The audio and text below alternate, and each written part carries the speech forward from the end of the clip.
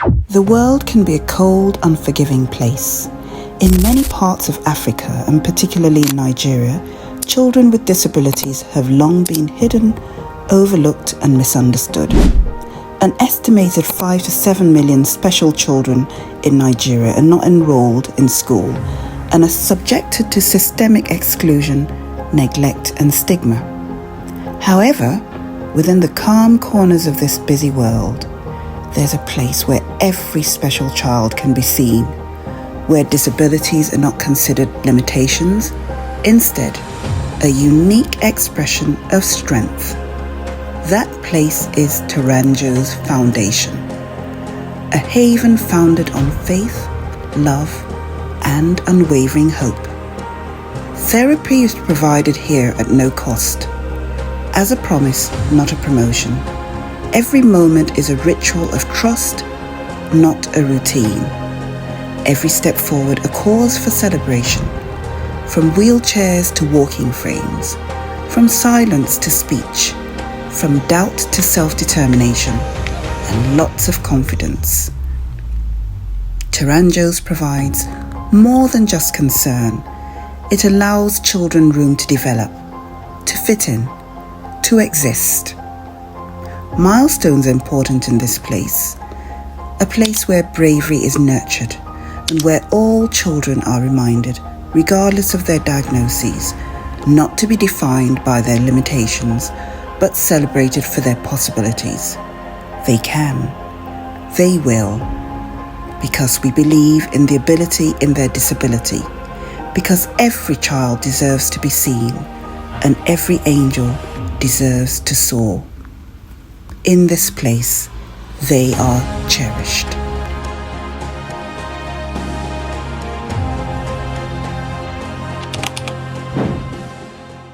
My name is Mrs. Adenike Ruth Tayo.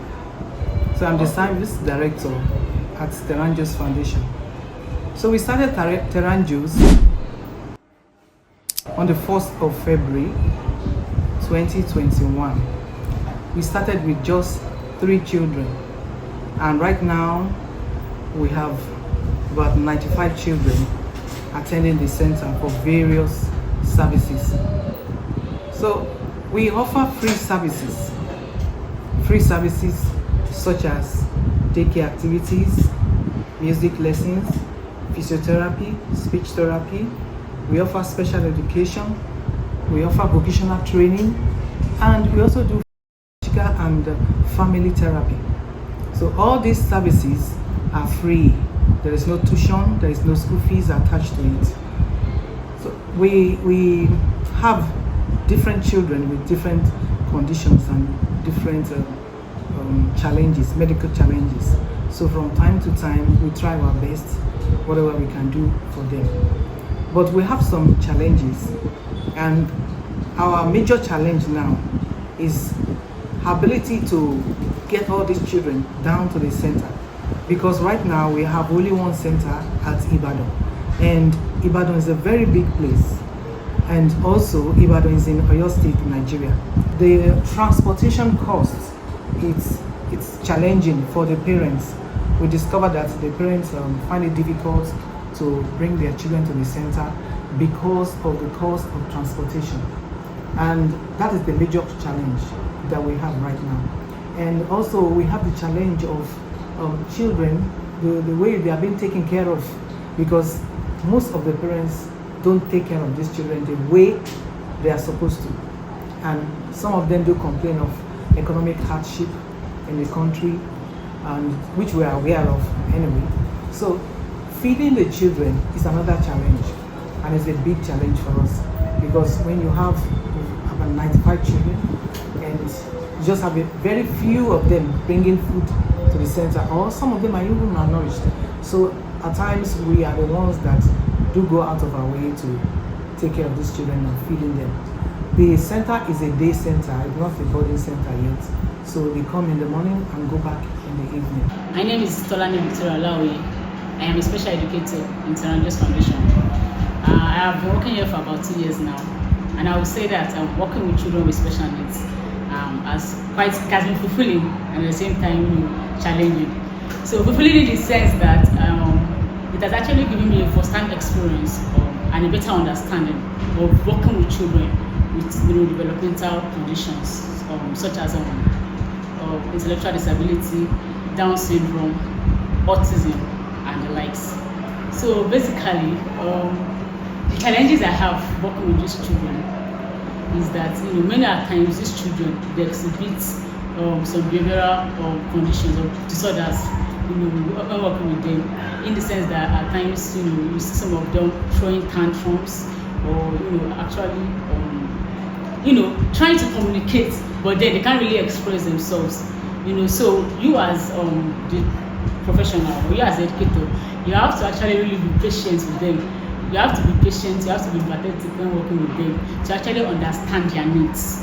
And so for example, the children in my class who I work with directly are the ones with intellectual disability. So many of them they have issue with mathematics because of their condition. They have issue with mathematics, English, and the likes. So in as much as many of them, all of them have intellectual disability, they all have different needs, and that's why to better work with them, we create a kind of individualized educational plan for them. So that individualized educational plan will help us to actually know the specific needs of each child. I would say that most times when we go for advocacy programs or these children with special needs, there are some challenges we encounter because many of them, probably because of the low awareness of handling this kind of children. So many times when we discuss with them, some of them don't even pay attention to us. Actually, immediately they see we are coming and we mention special children, they've cut us off. So for the ones that even tend to listen to us, you know that physically they are not paying attention to anything we have to say. So some of the strategies we try to put in place is that we provide meetings. We do meetings whereby we invite parents and some community members. So when we do that, we try to educate them on these challenges, on these special needs of these children, to make them understand the disability of their children, and also better ways they can cater for the needs of these children. So also we also collaborate with other members, like other professionals like speech therapists, physiotherapists, families themselves, and help us also better understand the children, where they are coming from, and then put evidence-based practices that will actually help to improve, if not totally, but at least improve the life of these children. Yeah, hello.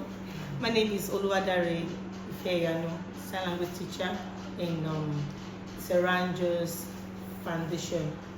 So far, so good. I've been teaching the deaf children, and amidst them, we can also say that we have a bit of learning disabled, because not all of them are just deaf or dumb. So teaching them helps me to know more about their individual character, how they can learn at their own pace, because not all of them can learn same way. So now, most times we teach with our hands, good, but most of them learn with videos and things they can see around them. My name is Ujwadi Doing. My daughter is Uju Good News. She is a child with global cerebral atrophy, that's brain shrinking. And well, she wasn't like that when I gave birth to her, but due to some sickness, she developed it. And because the treatment was not comprehensive enough, it developed to that. And when starting school, the first school I took her to, it was quite expensive, very expensive. That even to pay, it was good. But I belong to a group where I saw Terrage's Foundation. When I saw it, I was like, okay, let's go and try. And when I came around, the director was very welcoming, and she told us everything was free, including uniforms. We got everything free. And she's been excited. Most times before now, even when she stopped going to the expensive school, she stayed at home. We could not afford. So when she sees her siblings going to school, she feels bad. But since she started coming, once she sees her uniform like this, Goodness is so excited to come to school because she knows that I'm going out, I'm going to school. and this has really helped. It has helped her to come out of some things. I know she feels sad when she stays in the house, but now she's excited to come to school. And when the teachers here, they are not teachers, they are caregivers, because there's so much care. I remember that there was one person that has worked here before. I think he served here. When I bring good news, he calls good news my queen, my queen. The way they carry good news, the staff, the kind of love they show, it's so beautiful. And like, even they say what flows from the head flows down to the skirt. So it's basically from the director to the staff. They're also loving and welcoming to this kids, and it makes me feel loved that she's going to school where I don't have to pay, and they're doing very well, and it's really, really, really beautiful thing. Thank you so much, Terajas, for all you do. So now we need to enlighten the society and the communities about these special needs children, because many myths and misunderstanding and false information have gone out, and some parents or some people in the community, they see these special needs children as devilish or demonic, or they attach spiritual meanings to it. So we need to educate them on the reason why these children are like this, create awareness. And this we cannot do by ourselves alone.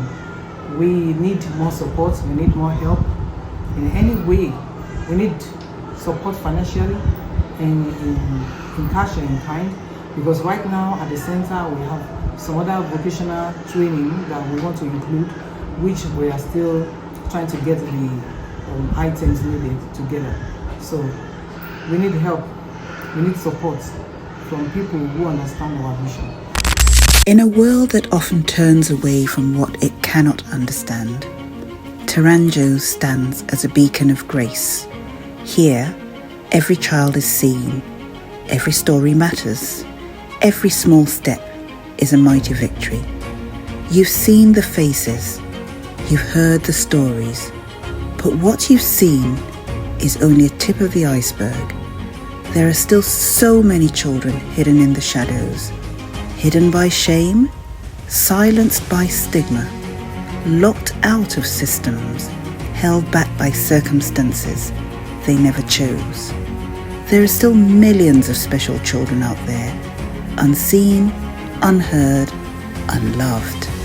They're waiting for a touch of kindness, a door to open, a chance to become. Yet there is hope.